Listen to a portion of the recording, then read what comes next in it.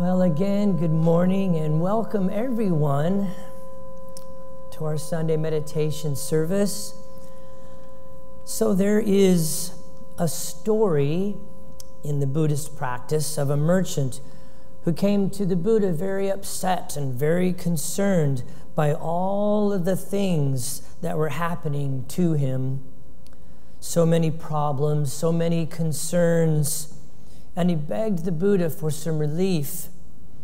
And the Buddha responded to him by saying that everyone has exactly 82 problems.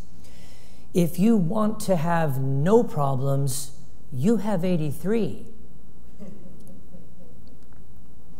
Even Nicoya, one of our Dharma teachers here at Temple Buddhist Center, was telling me the other day of a friend who said something to her, and I just love the way this came out. But the friend said, "Everything's happening so much." And there's something kind of cute about that, the way they put that. Everything's happening so much. Of course, both of these stories are referring to the building up of worldly concerns, the dog pile, if you will, of things that we judge to be a problem. Just one thing after another, we say, as if we were stacking stones. Can you sense or feel the quantification going on here? The keeping score, the tally marks on the wall of our soul, so to speak. Does it feel as though you are on thin ice? Does it feel, or does it seem like there's only so much that I can take of all of this? Are you keyed in to the stress of the world, your coworkers, your neighbors, the people around you, and wondering if we can get through all of this? All of these things have a quality to them. The thin ice feeling is actually nothing more than a feeling. However, it generates perceptions. It generates thought patterns. It generates speech patterns that tend to promulgate more of that feeling. Only so much is a judgment. It's a counting. It's tick marks. Wondering if we can make it is futuring.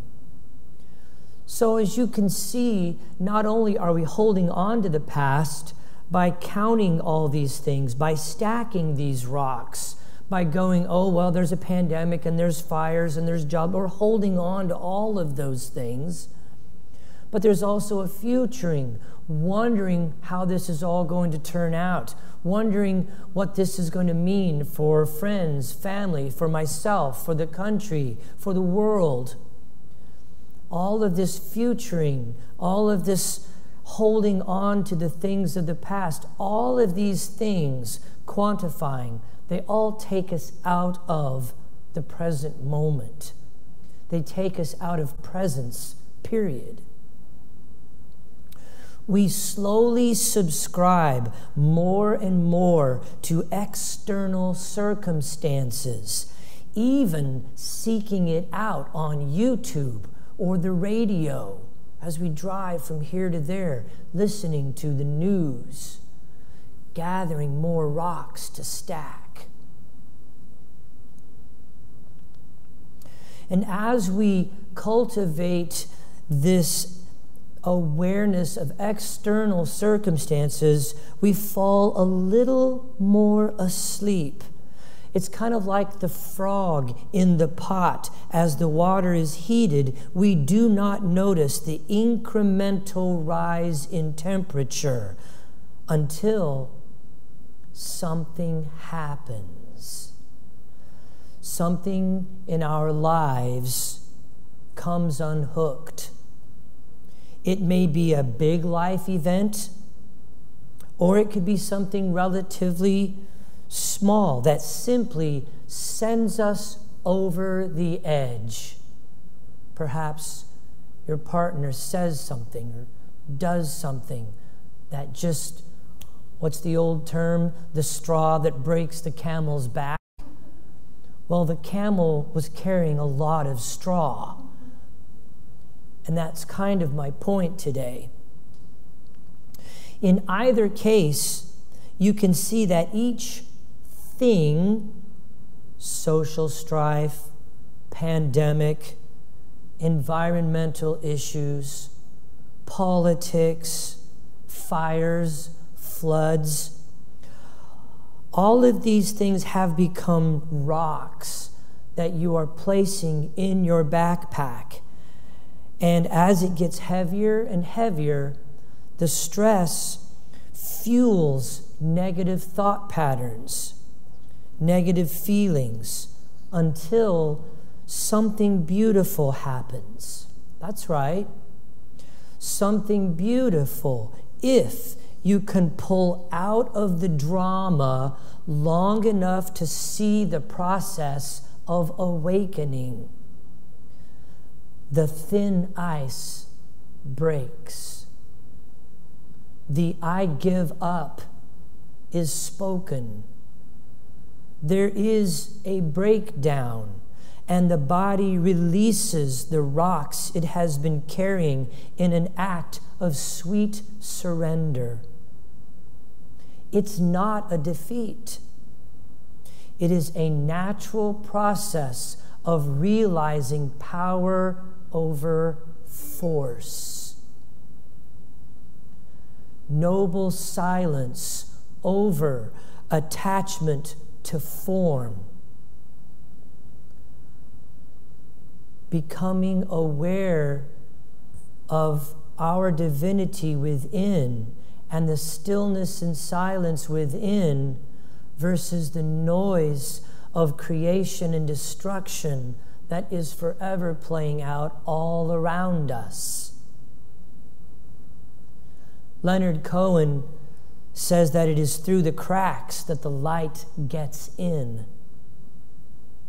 Jack Kornfield reminds us that we are not here to change the world, but to love it as it is in this moment, which paradoxically is how the world will change. So how do we deal with this beautiful catastrophe, this moment of release, which feels like a surrender, like a breaking of some sort? When we focus on the pain of this surrender, we miss the point.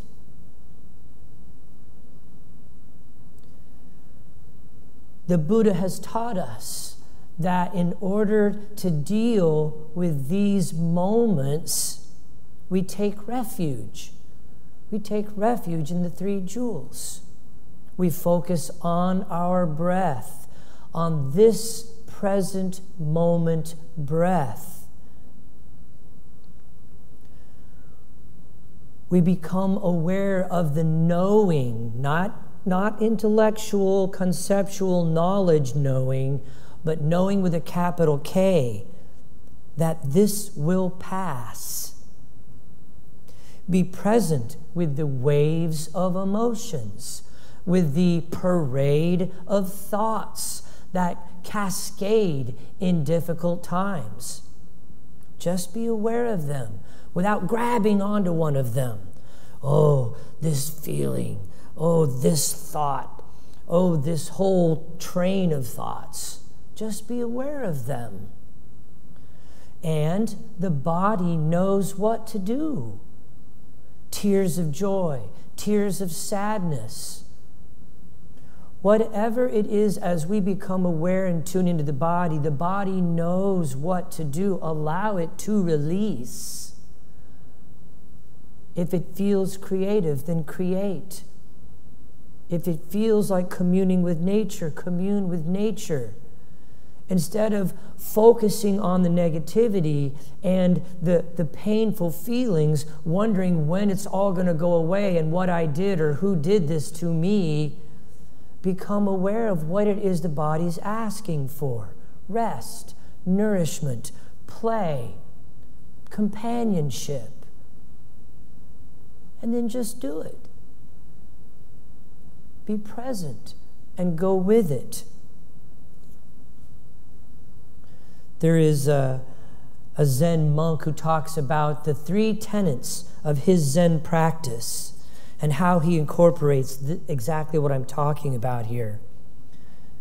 He says in his advice for when things are blowing up around you, he has 3 tenets of his Zen practice: not knowing, bearing witness, and taking action. So number 1, not knowing. Not knowing is a form of letting go, of releasing. Stop knowing where this is all going and then dreading it. Stop knowing what all of this means and creating all of these stories in our minds. During turbulent and uncertain times, he says, not knowing allows you to put aside fixed points of view, attachments. Number 2, bearing witness means being mindful of the world's joy and the world's suffering. It's a way to come to terms with difficult situations and circumstances and to completely embody the lived experience. Yes, life is unfolding each and every moment. But it is when we call things good, bad, right, wrong, and think we know what's supposed to happen or set up shoulds against what really is happening, then we suffer. And that's when we bring more fear, more anger, and more hatred into the world. Bearing witness in Buddhist meditation is about being aware of sensations and thoughts as they arise, allowing them to pass like clouds in the sky before your eyes. In Tai Chi Cha, there is a move called passing clouds. And we simply bring our hands across our face like this and just be aware of things as they come and they go and they pass right before us, into our awareness and out of our awareness. Bearing witness is spontaneous and often surprising. Number 3, taking action. For the most part, it is impossible to predict the action for any situation, but the mind will run hundreds of stories about what to do, when to do it, where to do it, how, who. And this is delusion. It takes us out of presence. The main idea is to be with the intention.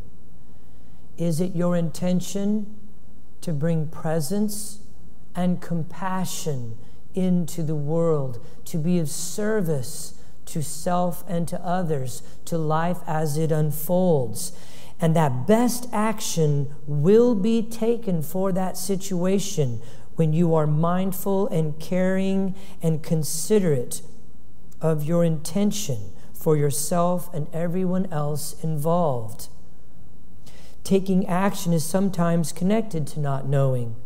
Practicing the 3 tenets is one way to improve your sense of resiliency, helping you to feel more grounded and more centered, more loving, spacious, and open. The problems of the world do not need your fear. They do not need your anger, your blame, your hatred. The problems of the world need your love. Love is the only power great enough to overcome greed, anger, violence, fear. This is the love Martin Luther King Jr. called on the entire nation to embody, not talk about, not discuss, to embody it. How do we embody it? Get still, get present, open your heart, and feel what there is to feel. That is a great gift. There are no bad emotions. They can be painful, but they always bear a gift with them when you are willing, as spiritual warriors, to go into the pain and the suffering of the world. This releases us from that small pain and suffering, thinking it's only ours, and realizing it's the pain and the suffering of mankind. As you gain a greater sense of inner freedom, you become available to the world in a new way. Not as a frustrated, frightened, or burned out activist, but with an inner strength. The inner freedoms you discover, the freedom to create, to awaken, to forgive, to love, to dream, to start over, all naturally give rise to a greater care for life. And if you truly embodied only one thing after another, that is presence and a path to awakening.